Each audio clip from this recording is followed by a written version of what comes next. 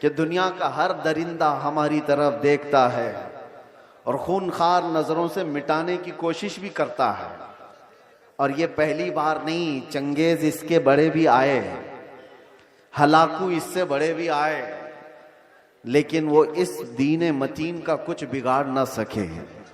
آپ بھی نہ گھبرانا، یہ جلسے کوئی ختم نہیں کر سکتا، اور نہ یہ نام ہمارے کبھی ختم کیے جا سکتے ہیں. کچھ بات تو ہے کہ مٹتی نہیں ہستی ہماری، کچھ بات تو ہے کہ مٹتی نہیں ہستی ہماری. صدیوں رہا ہے دشمن دور زماں ہمارا، یونان و مصر و روما سب مٹ گئے جہاں سے، باقی مگر ہے اب تک نام و نشاں ہمارا. توحید کی امانت سینوں میں ہے ہمارے، آسان نہیں مٹانا نام و نشاں ہمارا. اور پھر ایک بات، باطل سے ڈرنے والے اے آسماں نہیں ہے ہم، 100 بار کر چکا ہے تو امتحان ہمارا. ایک بڑی لذت ہے، بڑا عجیب احساس ہے بہار کے، بنگال کے، جھارکھنڈ کے جلسوں میں. میں بولتا بہت بھی ہوں، آپ لوگوں کے انتظامات و انصرامات کے خلاف بھی، رات بھر سجاتے ہیں اور بہت سارے اس کے جو نیگیٹو پوائنٹ ہے اس پر بولتا بھی ہوں. لاکھوں کا خرچہ کرتے ہیں، بہار میں جلسے زیادہ کرتے ہیں، اس پر بولتا بھی ہوں. لیکن دل میں ایک احساس یہ بھی ہوتا ہے، جیسی تیسی ہے قوم، سرکس میں پیسہ برباد کرنے سے میرے مصطفیٰ کے نام پر تو لگاتی ہے. کسی اور جگہ پر ان کو چھوڑ دیا جائے تو شاید پتہ نہیں مجرے کرنے والوں کو دیکھیں گے. لوگ انٹرٹینمنٹ کی دنیا ہے، یہاں نہیں تو کہیں اور محفلیں لگا دیں گے. اسی بہانے کم از کم یہاں شعراء اسلام آتے ہیں، خطبہ اسلام آتے ہیں، اور یہ ایک ایک لفظ پڑھتے جاتے ہیں، لوگوں کے دلوں میں رس گھولتے جاتے ہیں. جیسے تیسے یہ دین کا نظام ان جلسوں کے ذریعے سے قائم ہے. بہرحال میرے عزیزوں، ایک بات آپ سمجھ کر کے چلنا، یہاں پر بیٹھ کر تقریباً 1 گھنٹہ مجھ سے پیشتر حضرت مولانا صاحب نے چندہ بھی کیا بہت مسجد کے لیے. بہت لوگ سمجھتے ہیں کہ مولانا لوگوں کا کام ہی کیا ہے، چندہ کرنا، رسید لے کے گھومتے رہتے ہیں. تمہیں اندازہ ہے دین کا یہ سارا نظام اگر یہ مولوی نہیں ہوتے تو پتہ نہیں تم کیا کر رہے ہوتے. یہ مدرسے، یہ مساجد کی مینار، یہ ساری چیزیں ان لوگوں سے قائم ہیں. ہوتے ہوں گے چندہ خور لوگ، مگر آپ کو پتہ ہے ایک ایک پائی دین کے لیے اعلان کر کے جمع کرنا یہ علماء کی شان ہے. کیا ان کے اندر سیلف ریسپیکٹ نہیں ہے؟ کیا مانگنا ان کی بچپن کی عادت ہے؟ نہیں. تمہارے درمیان اگر وہ ہاتھ پھیلاتے بھی ہیں تو دین کے نام پر. میرے مصطفیٰ کریم صلی اللہ تعالی علیہ وسلم کی شریعت طاہرہ کی بقا کے لیے. مجھے بات یاد آتی ہے، میرے والد گرامی فرمایا کرتے تھے، الجامعۃ الاشرفیہ مبارک پور آج ہندوستان کی ایک ایسی عظیم یونیورسٹی کا نام ہے جس کے سامنے تاج محل کی اونچائی بھی پھیکی پڑتی ہے. تاج محل تو لوگ ٹکٹ دے کر کے دیکھنے جاتے ہیں اور فوٹو کھنچوا کر آتے ہیں، مگر الجامعۃ الاشرفیہ وہ ایسی جگہ ہے جہاں انسان بنائے جاتے ہیں. علماء ربانیین کی ایک بڑی جماعت پیدا ہوتی ہے. جب اس کی تعمیر کا مسئلہ تھا، بانی جامعہ اشرفیہ مبارک پور حضور حافظ ملت رحمت اللہ علیہ اسی طرح اعلان کر رہے تھے کہ کوئی ہے جو لا کر کے جامعہ اشرفیہ کے لیے کچھ سپرد کرے. آپ کو مارہرہ مطہرہ کے سید زادے سید العلماء نے بٹھا دیا اور کہا، مولانا آپ بیٹھ جائیے، میں سید زادہ ہوں لیکن اس ادارے کے لیے چندہ میں کروں گا. آل رسول ہوں، مانگنے کی عادت نہیں، کبھی نہیں مانگا. اور اس کے بعد جب سید میاں رحمت اللہ تعالی علیہ نے اعلان کیا تو ظاہر سی بات ہے مجھے یہ علاقہ دیکھ کر کے وہ بات یاد آتی ہے، مولانا تو 11,000 مانگ رہے تھے. وہاں پر چھوٹا گاؤں تھا، چھوٹی بستی تھی، جب مانگا جا رہا تھا چندہ تو ایک بوڑھی عورت ایک مرغی کا انڈا لے کر کے آ گئی تھی. کہا میرے گھر میں اس کے علاوہ کچھ ہے نہیں, یہ چندے میں قبول کر لیجیے. مرغی کا انڈا. یہ لوگوں کے جذبات تھے. اور ایسا نہیں ہے کہ وہ انڈا دیکھ کر کے اس کو بھیج دیا گیا کہ اس کا کیا کیا جائے گا, اس کو بھی قبول کیا گیا. اور سید میاں رحمت اللہ علیہ نے فرمایا تھا اس عورت نے زمانہ یوسف کی یاد دلاتی ہے. خریداروں میں اس کا نام آ جائے بس اسی لیے حاضر ہو گئی.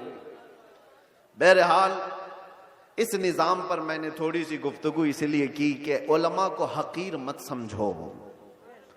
یا علماء ذوی الاحترام اگر دین کے نام پر تم سے کچھ طلب کر رہے ہیں تو سارے لوگوں کو ایک کیٹیگری میں مت شمار کرو. ایک جملہ میں آپ سے کہتا ہوں, توجہ سے سننا. ہر داڑھی والا چور نہیں ہوتا, لیکن چور داڑھی رکھ لیتا ہے. چور اپنی چوری چھپانے کے لیے داڑھی رکھ لیتا ہے. ہاں, اس فارمولے کو سمجھ کر کے چلیں اور اس کو ہر جگہ فٹ نہ کریں. داڑھی والے کو دیکھ کر کے حقارت سے دیکھنا میرے عزیزوں, ہرگز نہیں. کچھ چور اگر اس طرح کے لباس پہن لیں تو ایسا تھوڑی نہ ہوتا ہے کہ ہم یہ بھی تو نہیں کہہ سکتے کہ ہر چائے والا چور ہے. نہیں کہہ سکتے, نہیں کہہ سکتے. سب کو ایک کیٹیگری میں کیسے شامل کر دیں؟ یہ ایک جملہ آپ یاد رکھیں. میں کسی کا نام نہیں لے رہا ہوں. اور دوسری بات, علماء ذوی الاحترام کے لیے خاص طور پر میں نے آیت کریمہ کی تلاوت کی ہے خطبے میں, خطبے کے بعد. اِن يَنْصُرْكُمُ اللَّهُ فَلَا غَالِبَ لَكُمْ, اگر اللہ تمہاری مدد کرے تو کوئی طاقت تم پر غالب نہیں آ سکتی, کوئی تم پر غلبہ نہیں حاصل کر سکتا. یہ ایک جملہ قرآن پاک کا اتنا پاورفل ہے, اتنا پاورفل ہے کہ اللہ تمہاری مدد کرے تو کوئی غالب نہیں آئے گا. اور اگر کوئی غالب آیا ہوا ہے ہمارے اوپر تو اس کا مطلب ہے کہ تم محروم ہو یا ہم محروم ہیں اس عظیم مدد سے جس کا وعدہ قرآن میں اللہ تعالیٰ نے فرمایا وہ ہمارے اعمال کی بنیاد پر. مرشد گرامی حضور تاج الشریعہ رحمت اللہ تعالیٰ علیہ ایک آیت کی تفسیر فرماتے ہوئے ہم سے کہہ رہے تھے کہ ایک صاحب آئے اور انہوں نے کہا کہ حضرت ہمارے گاؤں میں بہت فسادات ہو گئے, وائلیشن ہو گیا, لیکن مسلمانوں کو پکڑ پکڑ کر کے پولیس لے جا رہی ہے. 8-10 دن ہو گئے, ابھی تک تھمی نہیں ہے یہ گرفتاریاں. اور وہ بیان کرتے کرتے انہوں نے یہ کہا کہ یہ ساری پکڑ دھکڑ جو چل رہی ہے اس کی ساری مخبری مسلمان ہی کرتے ہیں.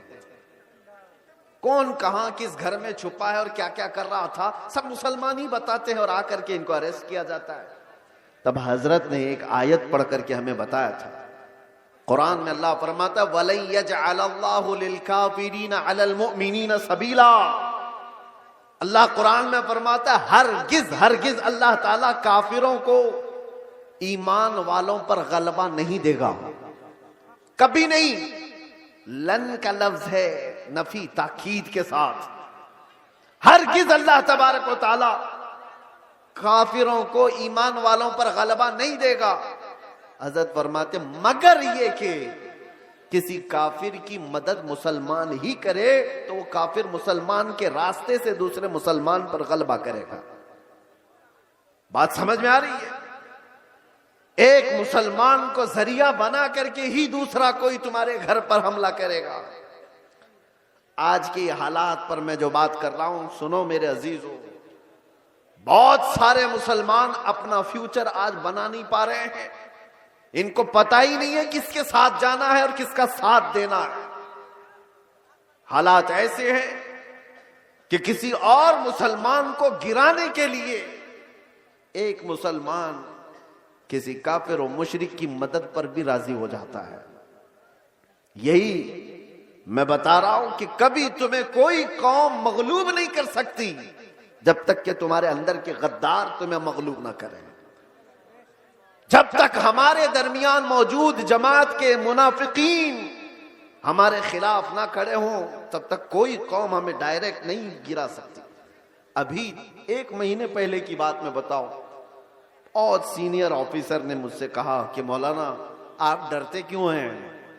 آپ کی قوم کو کوئی بھی ہرا نہیں سکتا، یہ ہم جانتے ہیں. یہ میں سنتا تھا پہلے، لیکن ڈائریکٹ سنا، آپ کی قوم کو کوئی کچھ نہیں کر سکتا. آپ کی قوم ہی آپ کی قوم کو برباد کرتی ہے، باقی کوئی نہیں کر سکتا. آج بھی دوسروں کو اس بات کا یقین ہے کہ ہمیں کوئی بھی غلبہ حاصل کر کے گرا نہیں پاتا جب تک کہ ہمارا اندر کا منافق اس کا ساتھ نہیں دیتا. یہ غداروں کی جماعت، یہ منافقین کی جماعت، میں جانتا ہوں سیفی صاحب یہاں موجود ہیں، میں آپ سے کہہ رہا ہوں کہ اس وقت کیفیت کیا ہوتی ہوگی.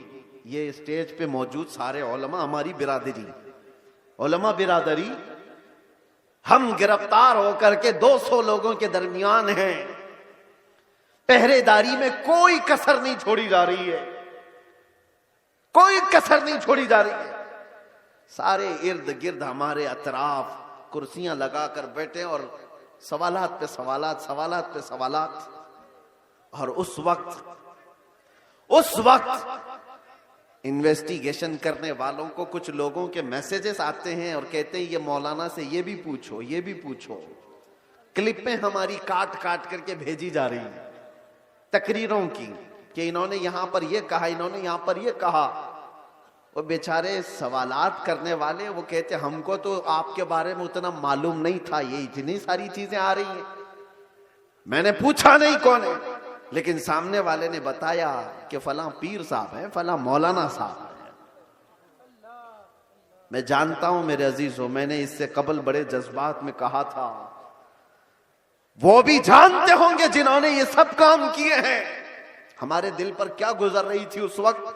ہم نے سب اللہ اس کے رسول پر چھوڑ دیا.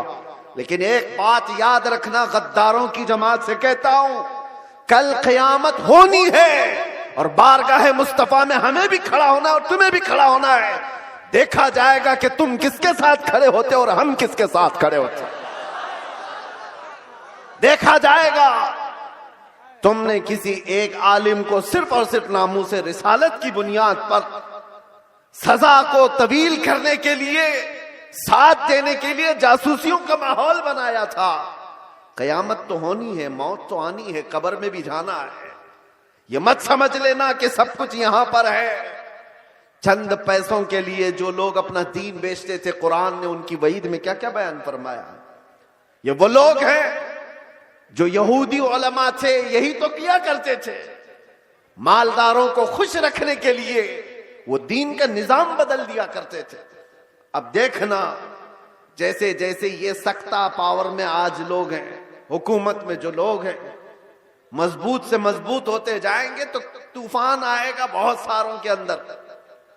کتنے تو ادھر سے ادھر نکلنے لگ جائیں گے کہ بھائی جس کی لاٹھی اس کی بھینس، ہمیں بھی ان کی بولی بولنی پڑے گی، ہم بھی ان کے شانہ بشانہ رہیں گے تو کچھ ہمارے بھی کام ہو جائیں گے. دیکھنا اور چند دنوں کے بعد وہ چاہے علماء دکھنے والی جماعت میں سے لوگ ہوں یا نیتا بننے والے لوگ ہوں، یہ سب وہ چاٹو گیری کرنے والے لوگ ان طوفانوں میں اب کس کے ساتھ جانے لگیں گے اور قوم کی دلالی کرنے لگیں گے. دیکھنا آپ چند دنوں کے بعد. اور اے قوم کے غیور نوجوانوں، محبت مصطفیٰ پر اور ناموس مصطفیٰ پر تم نے جذبات میں آ کر کے جو نعرے لگائے، ان کا پاس و لحاظ رکھنا. چاہے پوری جماعت کے بڑے بڑے لوگ کسی ایسی جماعت کے ساتھ چلے جائیں جو میرے مصطفیٰ کے دشمن ہیں، انہیں مت دیکھو، ان کی دولت نہ دیکھو، ان کی سیاست نہ دیکھو، ان کے اونچے مرتبے نہ دیکھو. میں غریب ہی صحیح، میرے دامن میں میرے مصطفیٰ کی محبت کافی ہے. اس پر قائم رہنا. تمہارے گھر چھپر کے ہیں، تمہارے علاقے باڑ سے ڈوب جاتے ہیں، بہت سارے معاملات ہیں، اس پر راضی رہنا، لیکن ایمان کا سودا کبھی نہ کرنا، ناموس مصطفیٰ کا سودا کبھی ہونے نہیں دینا. ایسوں کی جماعت سے اپنے آپ کو بچائے رکھو جو دین کا سودا کرتے ہیں۔ میرے عزیزوں، ایک بات میں کہہ رہا تھا، مولانا ابھی جو چندہ کر رہے تھے ایک مسجد ہی کے لیے، لوگ مذاق اڑاتے ہیں ہمارا، سنیوں کے جلسے دیکھو چندے کر رہے ہوتے ہیں۔ ہر بھائی کریں گے ہی نا، ہمارے پاس سعودی ریال تھوڑی نہ آتے ہیں، ہم تو غریبوں سے ہی بنا رہے ہیں جو کچھ بھی بنا رہے ہیں۔ ہمارے پاس کون سی حکومت ہے؟ نہ سعودی ہے، نہ قطر ہے، نہ کویت ہے، کچھ نہیں ہے۔ ہو سکتا ہے تمہارے پاس ڈالر بھی آتے ہوں، ریال بھی آتے ہوں، پاؤنڈ بھی آتے ہوں، تمہارے آقاؤں سے سب آتا ہوگا۔ یہ غریبوں کی بستی میں جو آتا ہے ان کی محنت مزدوری کی کمائی سے ہی آتا، اور اسی لیے ریالوں پر پلنے والوں سے ڈر قوم کو، دنیا کو نہیں ہے، ان غریبوں کی بستیوں سے لوگوں کو ڈر ہے کہ انقلاب پیسے کے لالچیوں سے نہیں آتا، یہ ایمان پر زندہ رہنے والی غریب قوم سے انقلاب آتا ہے۔ غربا سے دنیا ڈرتی ہے۔ آپ کو پتا ہے قیصر و کسریٰ کی طاقت کا اندازہ لگا سکتے ہو؟ قیصر کہتے تھے روم کے بادشاہ کو، کسریٰ کہتے تھے ایران کے بادشاہ کو۔ یہ اس زمانے کی بات کر رہا ہوں جب تقریباً پوری دنیا میں دو بڑے سپر پاور حکومتیں تھیں، super power, Persian empire, Roman empire. Roman empire قیصر، پرشین ایمپائر کسریٰ۔ یہ میرے مصطفیٰ کریم صلی اللہ تعالی علیہ وسلم کے زمانے کی بات کر رہا ہوں، اور جب حضور پاک کے زمانے سے تھوڑا سا زمانہ آ گیا صدیق اکبر کا، فاروق اعظم کا، مدینے سے یہ صحابہ کی جماعتیں نکلی تھیں اور یہ بات کر رہے تھے قیصر و کسریٰ سے مقابلے کی۔ سوچو سیمانچل کے غریب لوگ، بستیوں میں رہنے والے جن کے ہاں پکی سڑک بھی نہ ہو، اور وہ گاؤں کے رہنے والے اگر یہ کہیں ہم امریکہ سے لڑنے والے ہیں، رشیا سے لڑنے والے ہیں، تو دنیا مذاق ہی تو کرے گی۔ دنیا کیا کہے گی؟ ارے تمہارے چھپر کے گھر ہیں اور تم بات کر رہے سپر پاور سے لڑنے کی۔ بلا تشبیہ بلا تمثیل، صحابہ کرام جس وقت یہ بات کر رہے تھے کہ قیصر و کسریٰ کو بھی ہم فتح کر لیں گے، روم اور ایران کو بھی فتح کر لیں گے، مکہ والے ٹھٹا مار کر کے ہنستے تھے۔ جن کے پاؤں میں چپل نہیں، جن کے کپڑوں پہ پیوند لگے رہتے ہیں، جو 10 لوگ ایک کھجور پر پورا دن گزارتے ہیں، یہ وہ محمد عربی کے غلام ہیں۔ روم اور ایران فتح کرنے کی بات کر رہے ہیں، مذاق اڑایا جاتا تھا۔ لیکن تاریخ کی سچائیاں بتاتی ہیں وہ مذاق کرنے والے دیکھتے رہ گئے، دیکھتے رہ گئے۔ صحابہ کی جماعت، وہ فاقہ کشی پر رہنے والے، ایک پیوند لگا جبہ پہننے والے، بغیر چپل کے کئی لمبے میل تک سفر کرنے والے صحابہ جب نکلے تھے تو قیصر و کسریٰ کو گھٹنے ٹیکنے پر مجبور کر دیا تھا۔ عمر فاروق رضی اللہ تعالیٰ عنہ کے زمانے میں وہ وقت آیا تھا کہ جب کسریٰ کی حکومت بھی تہ و بالا ہو گئی، قیصر کی تمام سلطنت کی رعنائیاں ختم ہو گئی، اور پھر پرچم اسلام لہرایا تھا، تو آج تک ایران پر جو اسلامی حکومت کا غلغلہ ہے آج تک موجود ہے۔